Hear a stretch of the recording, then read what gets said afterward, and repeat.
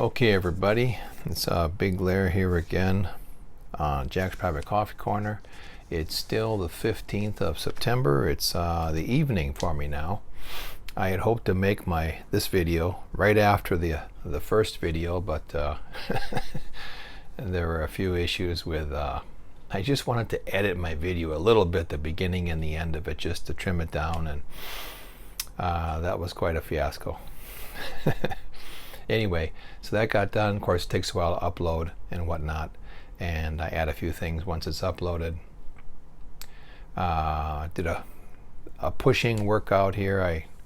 I exercised 3 days on, 1 day off. Today was my pushing day, so I do handstands and handstand type exercises. So it's still very hot here in Japan. I believe it's lower to mid 90s. Humidity is quite high. And spent some time with my kids.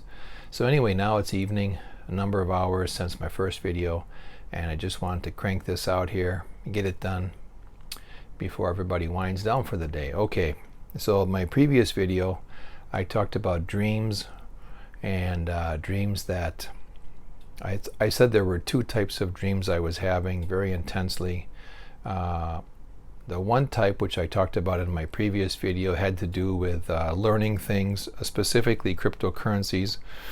I was being shown, or I was shown, a number of places where there were individuals who are manipulating cryptocurrencies. And the second type of dreams I have are parallel lives. Now, this is a really fascinating topic for me. I remember years ago, boy, we're going back to I'm 51 now. I was around 21, 22 at the time. After high school, I went in the Navy, got out, went to university. So I'm in the university now at this time.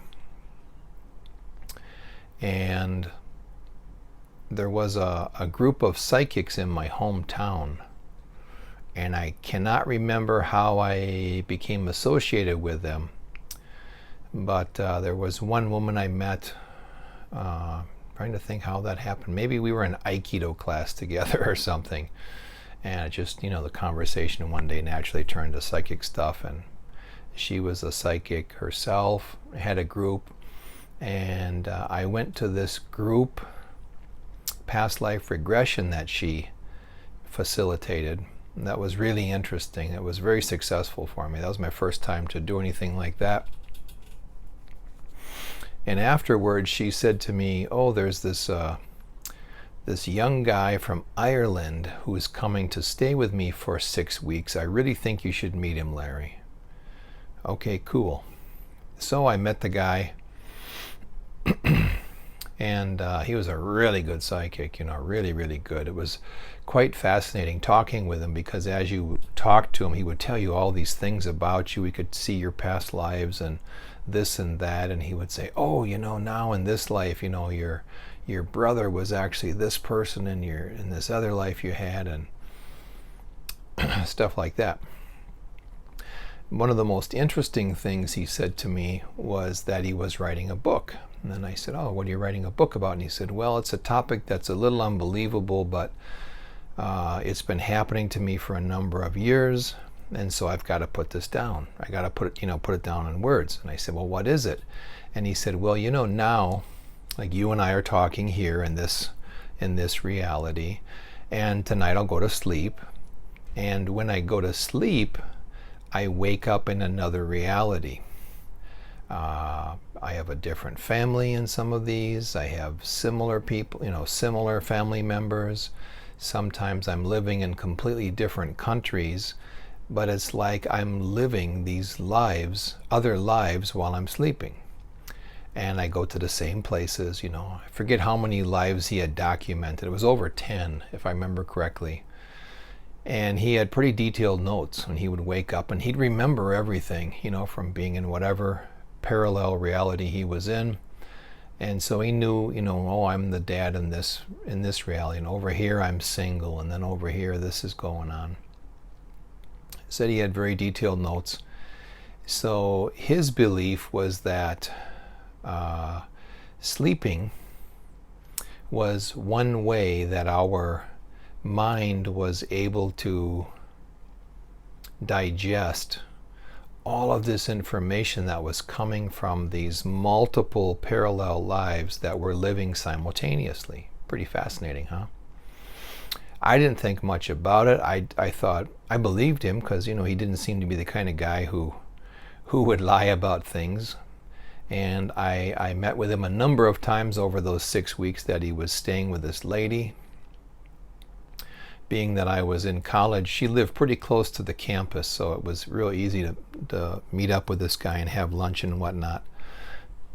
So anyway, I just thought it was a fascinating story. And he said to me, you know, I'll be in touch with this lady even after I go back to Ireland. And when I publish my book, I'll make sure you get a copy. Okay. And that never happened. But, you know, looking back, I did move a number of years later. And so it may have been hard to keep in touch with me. And I thought that's where the whole thing would end. It would just remain as a very interesting story to tell people. You know, anyone who's interested in psychic phenomenon, how cool is it to have met someone who had this happen to him? Well, like I said, I was having these very intense dreams that started about 4 years ago. Now that I thought about it, yeah, about 4 years ago. And, you know, just like boom, boom, boom, boom, very intense dreams, very intense like this. I was getting these huge downloads of information. And what I realized, you know, and I had mentioned in a previous video, I started telling my guides, hey, this information is too much, it's too fast, I can't digest it, I can't get a conscious grip on it, and I really want to kind of mull this stuff over, you know, roll it around and think about it a little bit. I understand it's, you know, the way that I'm receiving the information is enough for my brain to deal with it and use the information in the future, but I would really like to understand what's going on. So, you know, after several weeks of asking my spirit guides for this, things did slow down, and I was able to really see what the dreams were about. So, like I said, you know, half of the dreams, we'll say, were these information downloads, like the stuff about cryptocurrencies and whatnot, and the manipulation, you know, many other topics besides that. And the second kind were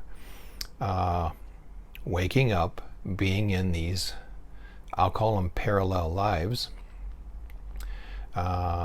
just as this guy had described to me when I was, you know, 21, 22 years old. And I started keeping notes on these things. And then I started realizing, oh boy, you know, I'm visiting this place several times a month. And I've been able to get about, I'm going to say 7 or 8. I'm able to remember about 7 or 8 of these lives. And I agree with this guy's assumption or his premise that these lives are being lived simultaneously while I'm living this life here on this earth. You know, this life that I'm in now, I'm in front of my iPhone doing this video. So besides this reality, I'm living other, you know, multiple lives simultaneously. And I know there are, you know, some very smart people like Cliff High, who I believe maybe he thinks parallel lives do not exist, it's impossible. And I know, you know, some of the, I don't want to go too deeply in what Cliff thinks, but, you know, there are very smart people who do not agree with what I believe. And I'm cool with that, I'm fine with that. I think a lot of stuff, if you don't have the experience, it's very hard to understand it or even consider that it's possible. You know, the same thing with UFOs. When I was younger, my brother and I had a close encounter of the, I don't know, I guess you can't say the third kind. Maybe my brother had it with the third kind, I don't know. But we had this very close UFO encounter. And I think it changed both of us afterwards. So if you Now, I don't know if it was really extraterrestrial aliens in this unidentified flying object, or was it someone from our military, some black project, and flying this UFO around and doing whatever to people. I don't know. But I do know that I saw something and I was changed after that event. Okay. And I have seen, I have had the experiences of seeing other non-terrestrial, non-human life forms on this planet. So in my mind, it's a no-brainer that there are, beings other than us humans on this planet. So it's not a far stretch to say, oh yeah, we could be living multiple parallel lives simultaneously also. So that's what I believe. And it's really interesting because when I'm in these lives, I have all of the knowledge from this life that I can take to those lives. And I often, wake up or become conscious of myself when I'm living these other lives, and I'll look around and say, hey, in this life my kids aren't here.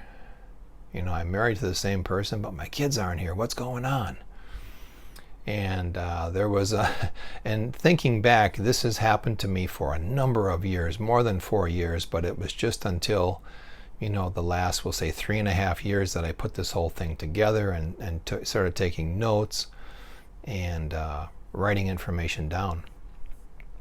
So yeah, some lives I'm with the same people that I'm with now, my close family. Other lives I'm with some of the people, but not all of the people. In other lives, I'm with people that I was with, 20 years ago, 25 years ago. People that I do not see in this life at all, people that I would not want to see for various reasons in this life, but I'm with those people. And then there are lives where I am with completely different people.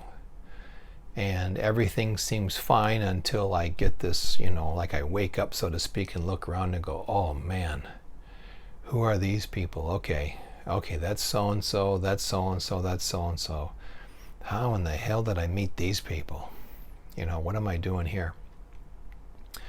So it's led me to think about a few things.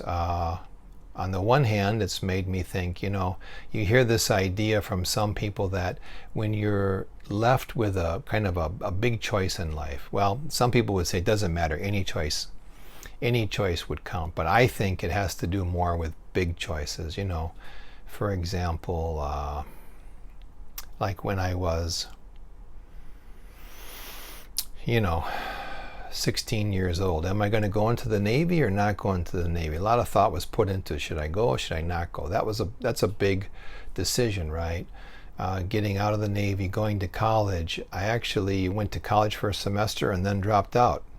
But then I went back and graduated. So those are some pretty big decisions. The person you're with, the person you're dating, should I stay with this person? Should I break up with this person? There's lots of things that can happen in a relationship, and maybe when you said, nope, I'm not willing to put up with this crap, I'm out of here.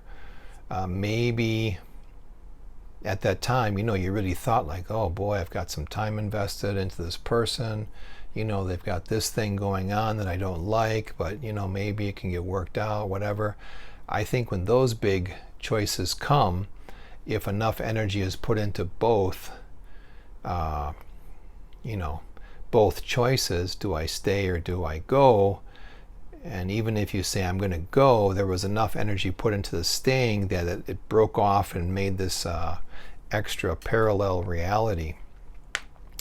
Is that how it is? I'm not sure, but looking at these parallel lives and seeing the people that are in there, I've been able to notice that, oh, because of this choice, that happened.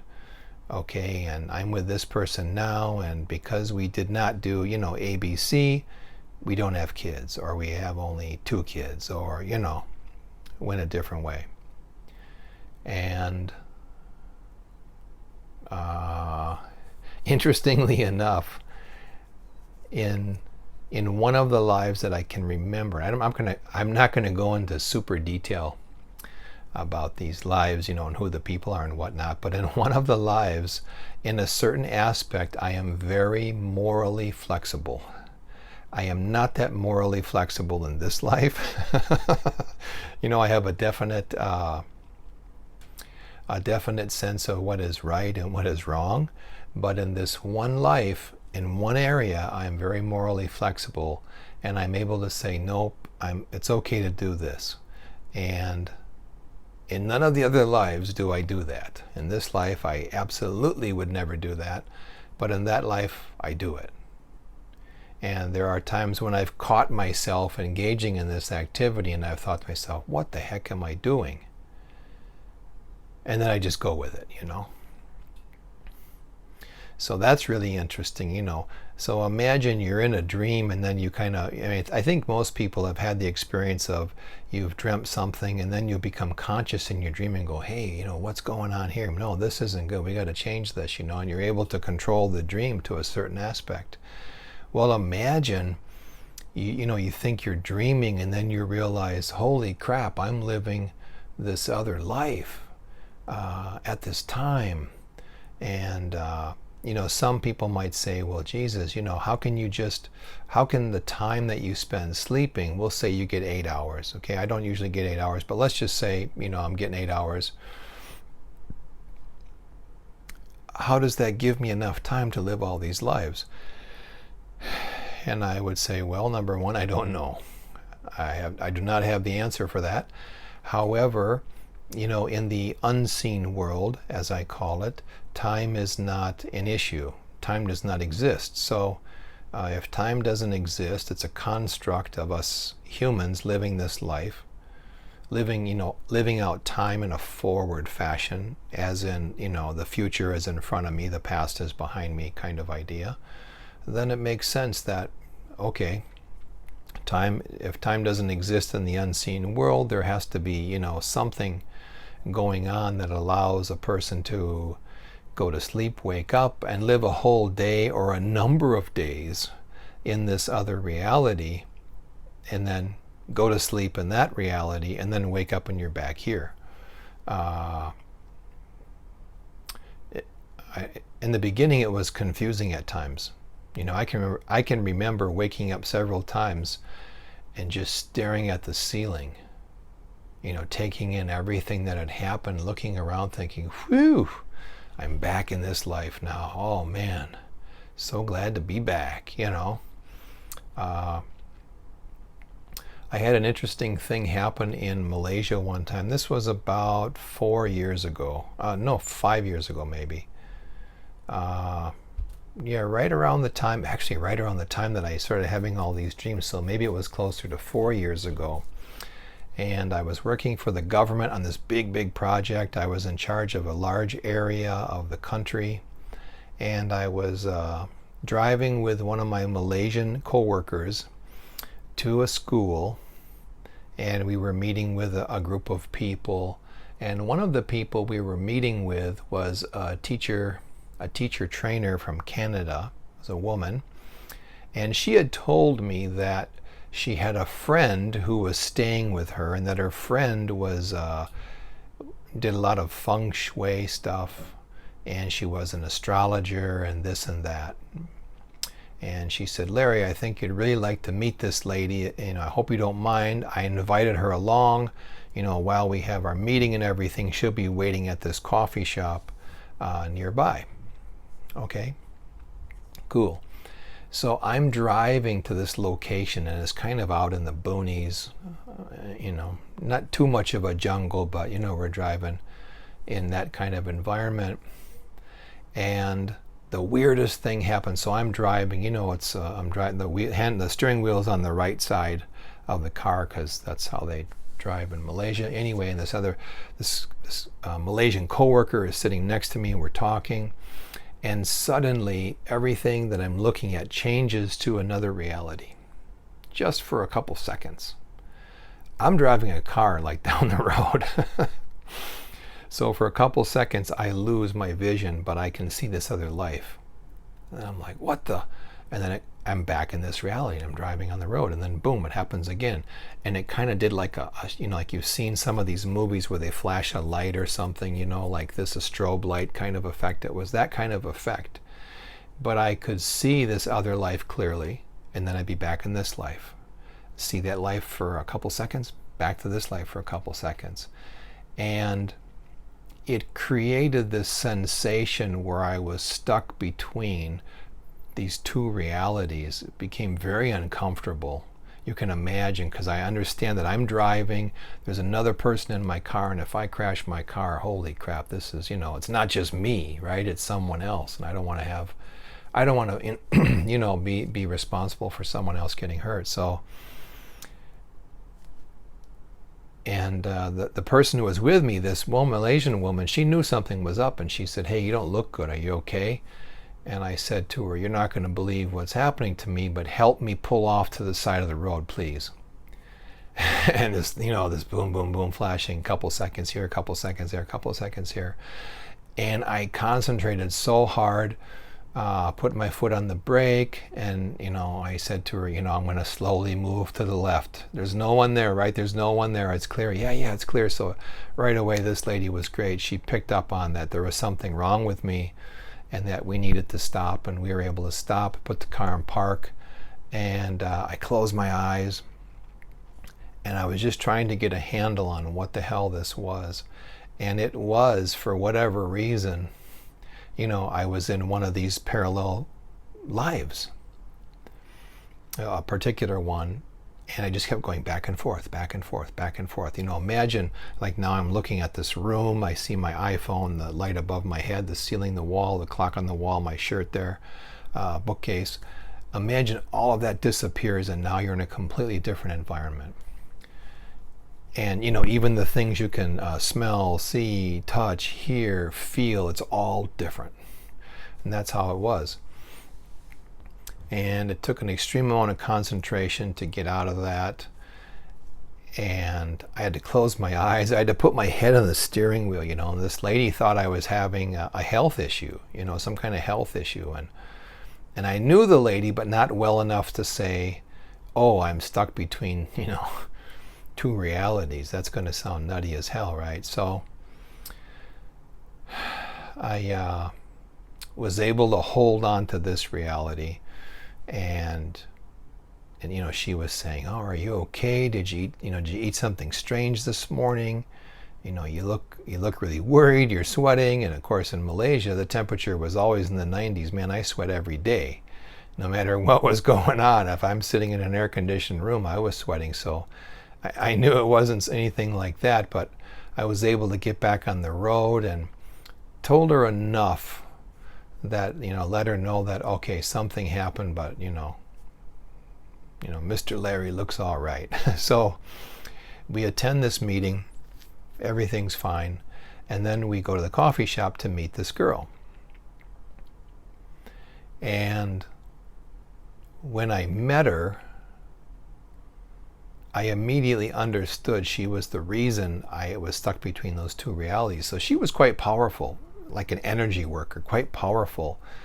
And we talked, and she told me some very interesting things about myself, and I told her what had happened. And I said to her, "Now I understand it. It's this phenomenon that's happened to me numerous times in my life." And how I describe it is, if you've ever seen a pond of water, and it's very still, and if you threw a rock in the middle, of course, the rock would send out these, would create waves, and then the wave would hit the shore after a number of seconds or tens of seconds or whatever. For some reason, numerous times in my life, I have been able to feel that wave before the rock gets thrown, if that makes any sense. And that's what that was. So the rock being thrown in the pond was meeting this lady, this very powerful energy worker and astrologer. And that energy came rippling out to me before I met her, and that's how it affected me, for whatever reason that was. And the lady told me some very interesting information. In fact, I gotta give a shout out to her. She had this, what do you call this thing, a dowsing? Is this a dowsing thing? No. What do they call that, where you hold this and it moves one way for yes or no, and does another way, or it does one way for yes or no, and it moves a different way for the opposite, right? So yes is this way, no is that way, whatever, it spins. And this is some scrimshaw on some, what was this, walrus bone from Alaska. And she had 2 of these that she used. She would hold on to them, and sometimes she would kind of swing one around, and it gave her information. And I know some psychics say, you shouldn't mess around with any kind of, tangible item like this to give you power, but I've met other very powerful people who use it to kind of center themselves and focus. So this lady, when I met her, she brought 2 of these. They were a different design, and she said, I knew when I left Canada I was going to meet someone, and she said, my spirit guides told me to bring these 2 because the person was going to choose one of them. The person I was meeting needed to have one of these, and it was up to them which one they chose. And I didn't even see what it was. She just held these things in her closed hands and said left or right, which one, and I picked this one, which is great because it has this carving of a polar bear on there, and I relate to polar bears quite well, so that was pretty cool. And so that was an interesting an interesting time with that lady. I had some good information that she shared about me. She could see some past life stuff that I already knew, so it gave me confirmation that she really was accurate in what she was saying, and quite powerful in her abilities. And she said she had never had this, realization of parallel lives, but she believed in it. So, why meeting that lady? Did it happen? I have no idea, but somehow it's related. I hope to figure it out someday. Maybe someone would say, oh, is she someone in one of your parallel lives? I don't think so. I've met people before that were in past lives, and I've known it right away. And I can usually see the person as they were in the past life when I knew them. Usually. So I don't think that she was, because she was a very, like I said, energy worker, astrologer, but she was also very psychic, but she did not like to use the word psychic. So I think between the 2 of us, we would have realized, oh yeah, we know each other from this life, or we had this thing together. It was nothing like that. But it was just one of those really fun happenings that wasn't planned, but kind of had a big effect on things for a while. So yeah, that's my take on this whole thing. Is I believe that, I think everyone's doing it, because this guy from Ireland spoke about it in detail. I now have I've had numerous experiences, probably, I don't know, at least over 500 times, where I've woken up and realized, oh, I was in that reality with those people. Oh, okay. At least 500 times, maybe over 1,000 times, I don't know. But it's quite numerous, so I can definitely say in my belief system, it is possible, because I'm proof, I'm living it, right?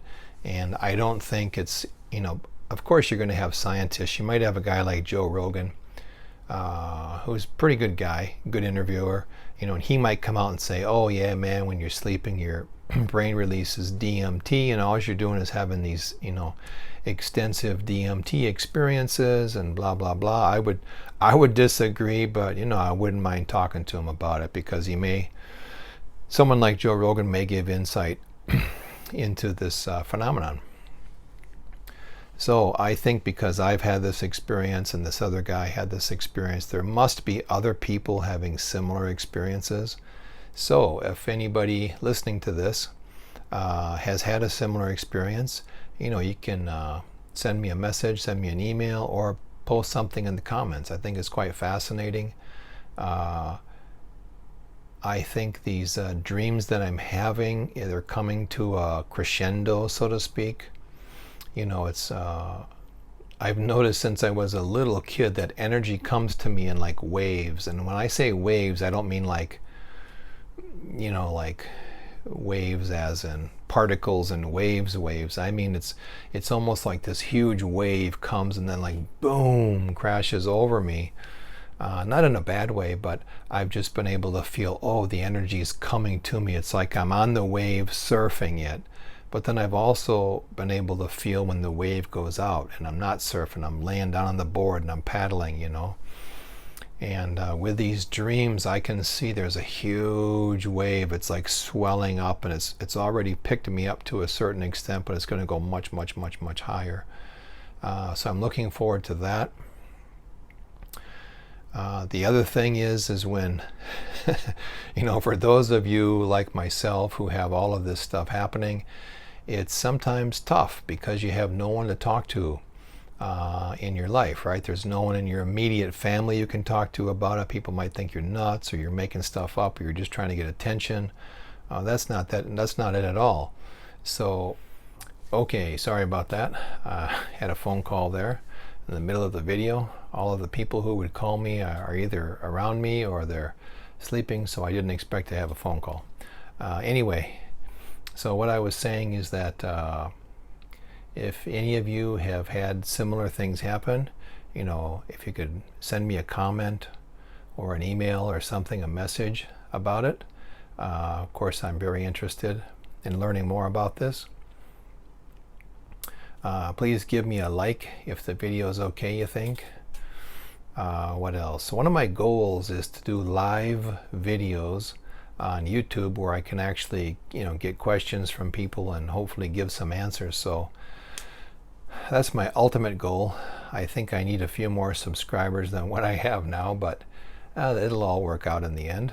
So that's my ultimate goal, is to be able to do live videos, do more things for people. I've got a pretty nice list of people I would like to interview, but I think with my number of subscribers now and my limited content, that's going to be a ways off. Anyway, let me know how the video was, and like I said, I understand how tough this kind of stuff is. If you're going through it, if you're having these experiences, you know, it can be really tough when you can't share it with anyone, and that's the reason I'm doing these videos, as I mentioned, is to let people know they're not the only ones with this kind of stuff happening.